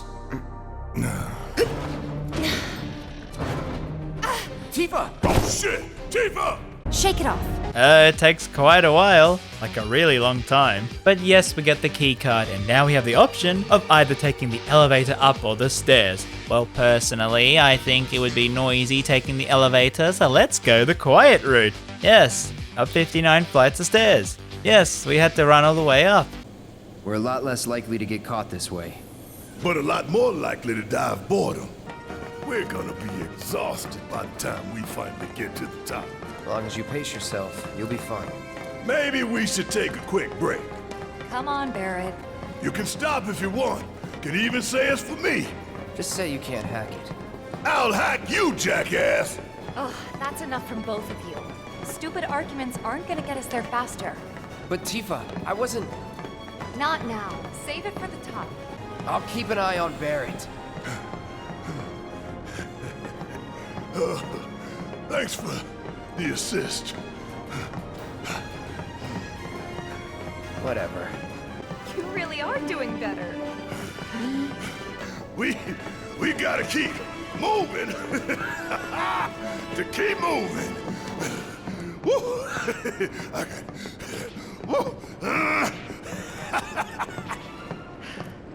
Hard to argue with that. Let's go. But tell me, these stairs, are these stairs ever gonna end? I don't know. Ask the stairs. I don't think the stairs are talking. Well, duh. I mean, duh. I was joking. That's enough from both of you. Another day, another struggle. Climbing stairs, so much trouble. Oh, finally. Okay, so, wait, hey, oh no. We can't continue. I left my lucky cheddar cheese clock down below. You want to go down all those stairs you just climbed? Oh, we finally made it. Wait, what's this? Right next to my cheddar cheese clock is a can of bachelor's pasta and sauce cheese leek ham quick cooked 99 grams. Wait, Barrett, when did you advertise on this? And Aerith too? Tifa with mac and cheese flavor? What the heck? Wait, did I get any promotion? Cheese and broccoli. I have been lied to, there was no cheddar cheese. Okay, well, we got what we needed, so let's go back up the stairs. On second thought, let's take the elevator, okay? So up we go and nothing eventful happens. Cool. It then cuts to Scarlet, watching some experimental materia going horribly wrong. And I think it's because she's trying to synthesize man-made materia, but that's not the biggest takeaway from this scene. I mean, what the heck? Also, to backtrack, at a point we see another bearded guy at Shinra called Reeve, and he's like the one not bad guy working there. Yeah, shocking, I know, I thought all the bearded men were baddies, as it's his job for city planning. And he gets really annoyed at how Shinra keep collapsing their plates, killing people. But while he badmouths the company, we see that he's being watched by another old man. Starting to see a theme here. So it seems like on these floors with the past we have, the gang gets forced into a guided history of Shinra kind of thing, like we are tourists. But you know what that actually means? Yes, Lord dumb hype. Welcome to the Shinra building, our humble home. Oh, hell no! Here in the Memorial Museum, you can learn all about our president, as well as— Yeah, shut up! So we see the big players of Shinra, the head prez who really likes gold, Palmer, that dude at the Honeybee Inn, he's in charge of the space research, Hojo is the crazy mad scientist, Reeve, like I mentioned, is a city planner. Unfortunately though, we don't get any more info on Scarlet or Old Beardy. They're enough to some propaganda video. A body has been discovered! We see a model of the city and learn the usual, like how Shinra uses the 8 reactors around the pizza to harvest the Mako from Earth to make the fuel and electricity. The interesting thing to note is that Barrett says he once used to believe in all this, with some hint to his machine gun arm. I mean, I don't think he was doing it as a fashion statement. The gang then gets some virtual reality, with some hyper-realistic Square Enix cutscenes. You know the drill, shrink the screen. The guide then details the history of the world. In the beginning, nothing really happened. But then there was a planet where a group of people lived called the Ancients, who could use the Mako to their advantage, and that's how the Materia was made, which makes sense that Scarlet was trying to make her own synthesized ones. They also spoke of their promised land that would have limitless Mako, but alas, just like the dinosaurs, a meteorite 2,000 years ago wiped them out. But Shinra is like, don't worry, they all might be at that promised land before they died, so trust us, okay? We're doing all this crazy testing in secret to one day live there, okay? Trust us. But then the image glitches out and we see the hooded dudes with the numbers and a meteorite crashing into the planet, while Cloud sees Sephiroth kill Tifa and Barrett before a cool pose you know is going to be in a lot of YouTube thumbnails. Then it cuts to Palmer oat-facing about butter. So yeah, guess he ain't a vision now. Oughta come with a warning. That ain't for kids. Well, I guess that means Tifa and Barrett saw the meteor, but I don't know if that means they saw Crazy Boy, which is probably for the best. The gang then head on out, where they are blocked by an eerily realistic man who tells us that the mayor of Midgar wants to meet us. I mean, sure, why not? Trust the creepy old man. And he takes us there to the Mayor Domino, who seems to be in this library. The mayor is waiting. The mayor is waiting. The mayor is waiting. Alright, dude, I'll see him. Yeesh. And yep, it's that other creepy old man from before. But he ain't that creepy, apart from spying on us. No, he's actually Avalanche's man inside Shinra, who's been covering our tracks of loudly breaking into the place. Yeah, it was odd how no one raised an alarm, so we ask him for a way into Professor Hojo's lab, because that's probably where Aerith is. You look for a fellow Avalanche collaborator. Identify yourselves and he'll give you a key card to the 64th. The countersign is, the mayor is the best! Midgar's mayor is nothing less! Can we go now, please? Than the rest. The game then cuts to Hojo and Aerith.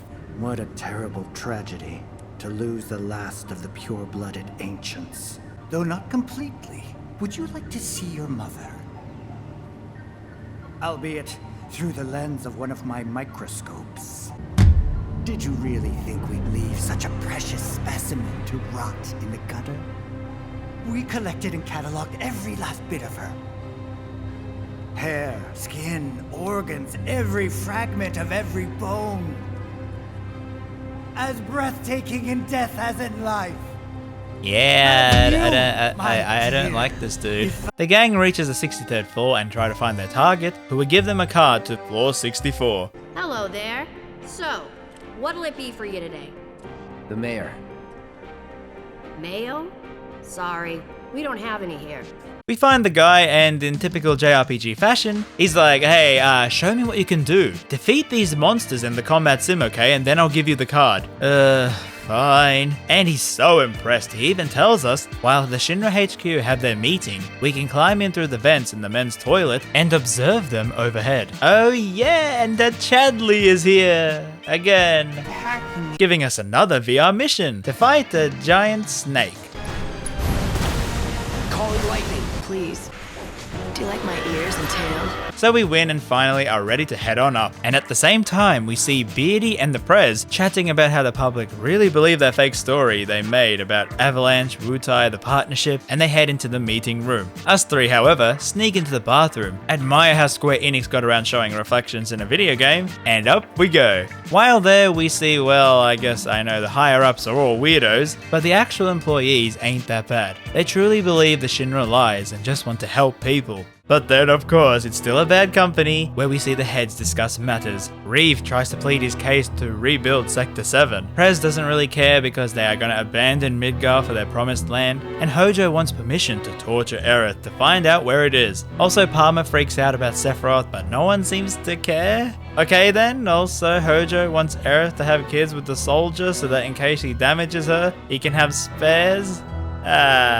Well then the gang know who the crazy Hojo is now and follow him, trapping the man in his lab, making him take us to Aerith. However, him being the crazy scientist flees while summoning creatures such as H0512-OPT-C, also Cthulhu. Yeah, me thinks Shinra ain't testing how to cure diseases in this lab. Now then, I quickly want to mention something. I did equip the snake summon onto Barrett here, but for whatever reason, I could never get it to work. Was it just me? Anyone else have this issue? It was kind of annoying that I never got to see how it looked in combat. Anyway, we catch up to the old Joho where he is keeping Aerith. Why are you a soldier? Yeah. No, not quite. Oh, now I recall. My memory was mistaken. You weren't a soldier. What? And oh, hello, the Dementors seem to help us and whisk the man away. Barrett then frees her and this lion thing while lightsaber wielding robots come in. Yes, this is a fantasy game, I won't forget that, okay. So we win and are reunited with Aerith. You came for me! Yep. While the tiger jumps and chases after Hojo.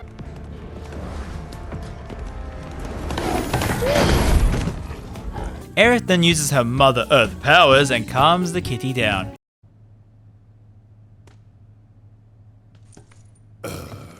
So what the hell is it?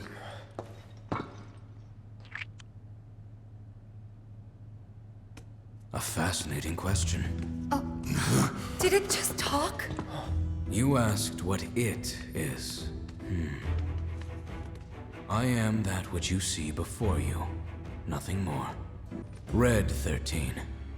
The designation given to me by Hojo. Not gonna lie, I love his design. The fire tail is just so cool to me, okay? Also, I love how different his voice sounds, even though he is voiced by someone I know from another series.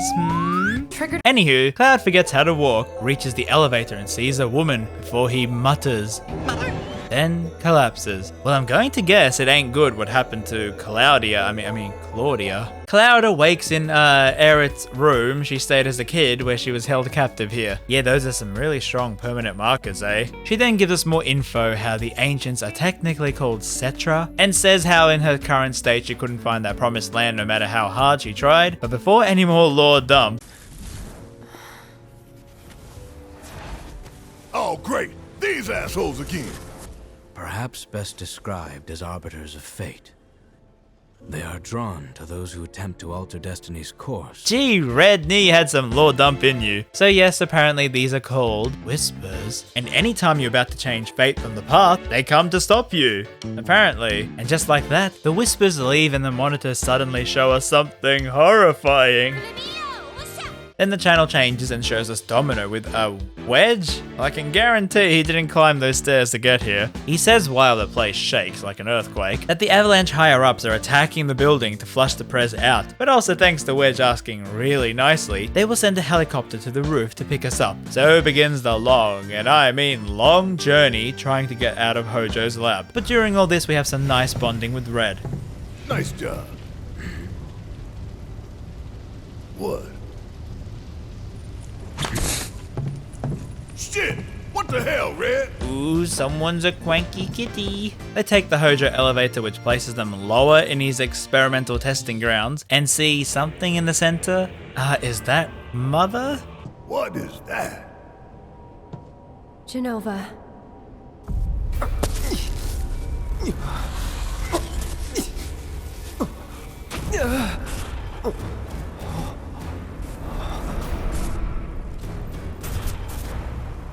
Mother.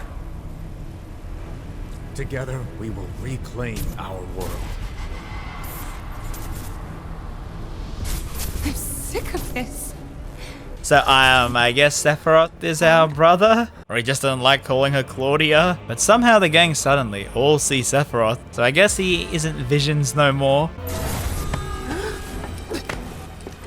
Aha, Cloud, you see, just for the reunion I managed to unturn myself from a ghost. Yet I still talk like this. But now everyone can see me. Also, this form craves cheddar cheese. It's a weird side effect. Now come on, Cloud, give your big brother a hug. Ooh. But his form of hugs involves sending Cloud down below for more, you guessed it, wandering around alone without teammates. Don't worry, Red is here to help. Although we can't control him. Oh god, how is he defying physics? Oh, what's that? Oh, I missed the fine print. Okay, carrying on. The two make their way, finding Barrett along the way, and see the girls getting cozy on a higher level.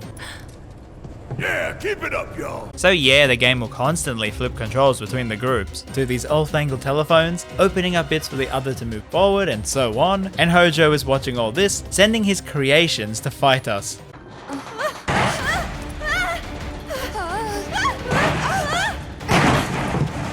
Don't worry, the elevators are safe.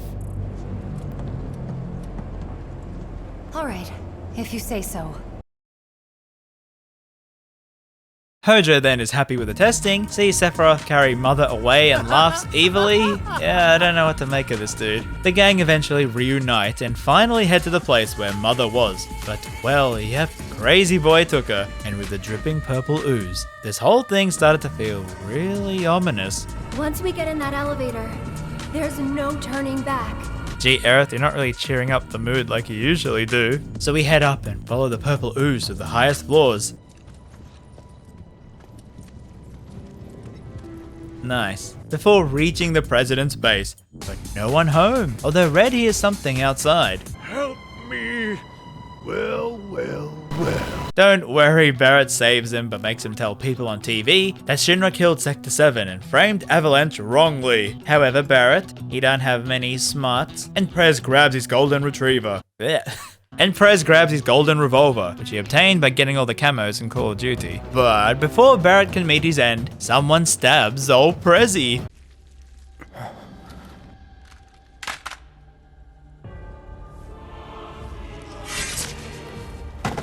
You son of a bitch!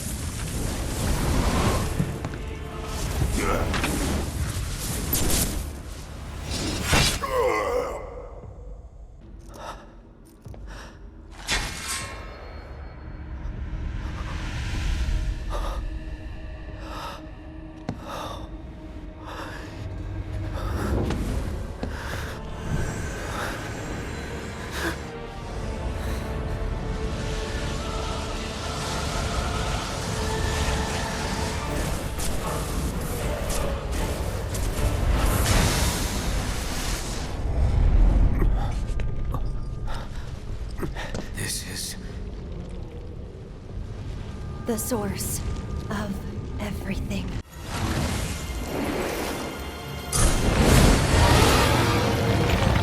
Wait, what? The music? What's happening? Oh my goodness, this is the craziest thing ever. So, in the coolest arena we ever fight in, this octopus thing called the Genova Dreamweaver, apparently it's an illusion, but I don't care. This scene from the purple ooze to this point was easily my favorite moment in the entire game. I had no idea what was going on, but that music, oh man. So yeah, it's up there with my favorite track from this game, including one more you will hear later. Well, we defeat it, and number 49 disappears, okay, with Mother lying there. However, Sephiroth then picks her up, King Crimson's his way out, and what the heck is happening? But before we can give chase, a Dementor escapes Barrett and brings him back to life. I'm guessing he wasn't meant to die right then. Don't think so. So the whispers are good? Maybe? Well, we can head out, where all these whispers are flying about, and Cloud finds Sephiroth up high, but he turns into number 2, then jumps off with Mother? Just keep going, I'm sure it'll make sense later. But our escape heli gets shot down by a Shinra 1, where we meet the Prez's son, now leader of Shinra. Oh no, he's hot! Cloud's then like, okay, let me 1v5 them, okay? We need some challenging fights late in the JRPG, remember? Fine. Have it your way then. And oh boy, what a fight. Thankfully, if you know how to counter well, it's alright. And this was the fight that showed me how cool it is, having cutscenes with the UI. Square, thank you for working out how to use the Unreal Engine. And you know the drill, win in the battle, lose in the cutscene, with a heli shooting us off the building. But Tifa, from out of nowhere, no, seriously, I mean from out of nowhere, how did she do this? Comes in with the save, which means Barrett, Aerith, and Red are together, and have to fight some Shinra mechs while they escape. Because I guess we haven't seen any Aerith and Barrett's banter, eh? But before any of that, Wedge, I guess, dies again? I don't even care anymore. So the three make their way to the front door, but are stopped by a gloating bearded man. What is this ragtag group of misfits I see before me? Avalanche! Local florist. Lab rat dog.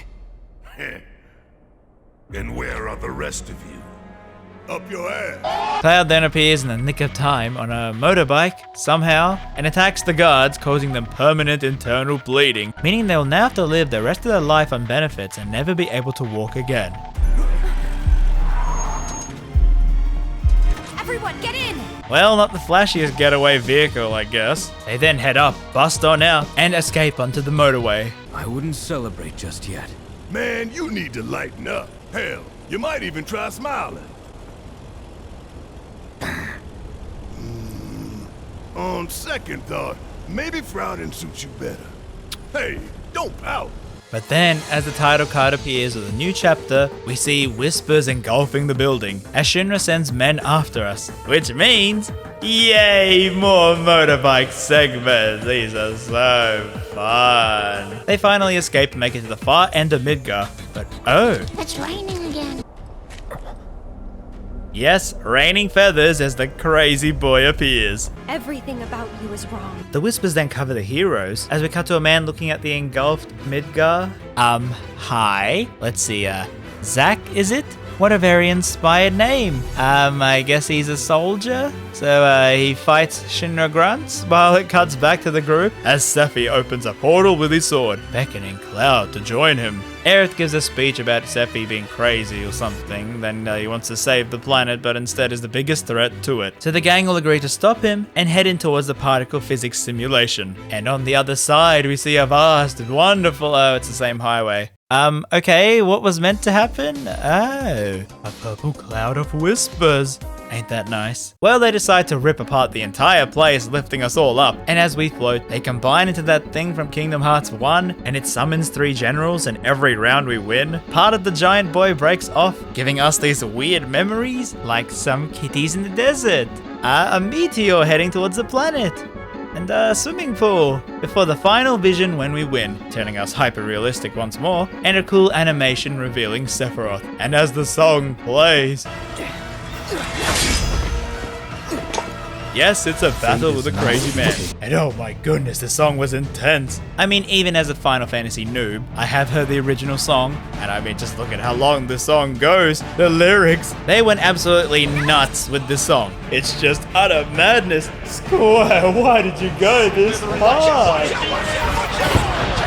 And we defeat old Sephi, but he somehow transports Cloud into this place. Aha, Cloud. Wasn't that reunion fun? I can't believe Debbie married that dude. Anyway, why don't you join me? This body craves cheddar cheese, and I know you want some too. So together we can rule the cheddar cheese market. But Cloud is like, no you, it's all mine, and fights the man in space. 7 seconds till the end. We then cut to Rufus and his new company. Hojo laughs some more. And Zack, hey, how you doing? Oh, you killed some people. Good for you, I guess. And he looks upon the dissolving whispers over Midgar, where we then see people rebuilding it. Biggs ain't dead, of course. And we see the gang now outside the city with no idea what to do, except from stopping that crazed madman grabbing all the cheddar cheese. And in the final scene, we see Zack holding Cloud in a memory, I guess, walking past them. I don't know, this is all so confusing. And we finish with a text that the unknown journey will continue. So, FF7? You played your cards, you won me over with waifus and husbandos, but what is happening? Oh no. Okay, I will admit, yes, obviously this game was meant for people who played the original, but me, the newcomer, yes, quite a number of things just feel off. And I guess the problem I have with that is, this is only part 1. Yes, I'm going there. Because I got so attached to these characters and world. It's like they gave me a taste of what's to come, but now I have to wait so long for the next installment. And even then, there might be more parts after that. Now, looking online, I can see that this remake kind of diverged from the original. As in, I don't think the Sephiroth fight even was meant to exist here. But let's take a second, okay? Because RamZaes is back with some crackpot theory. Okay, so did you know that Square Enix is selling a soundtrack of the OST at a really high price? But what's this? If there's no Sephiroth fight, then there can't be the most iconic song in the franchise, right? A remixed version no one's ever heard before? So, okay, so like, what if this whole thing was done just to sell some CDs? Oh no, come back, I still got more to say. So yes, that's the end of FF7 Remake. I really enjoyed my time with this. Oh yes, there were still some flaws. The pacing can be weird with the whole Jessie thing. It just feels so off in relation to the rest of the story, or other moments it just felt like padding. But as a newcomer, I can say I am so thankful for this game, because it opened my eyes to the world of FF7 and Aerith. Mostly 7, because I'm in love with the series, and I just feel so good going into Final Fantasy now, because I know there's so much more for me to enjoy and experience. But with that is all. Thank you all so much for the love on these videos. And no, there's no like goal here, but I would appreciate any, or you can support me on Patreon if you want, and leave a comment below on your favorite joke or part in the video. It make me feel good, okay? Anyway, thank you everyone. And remember, your waifu is valid no matter who it is. But if it's Aerith, you easily are better than everyone else. Bye bye. Embrace me. Trojan, RamZaes, Magnum, Sheik!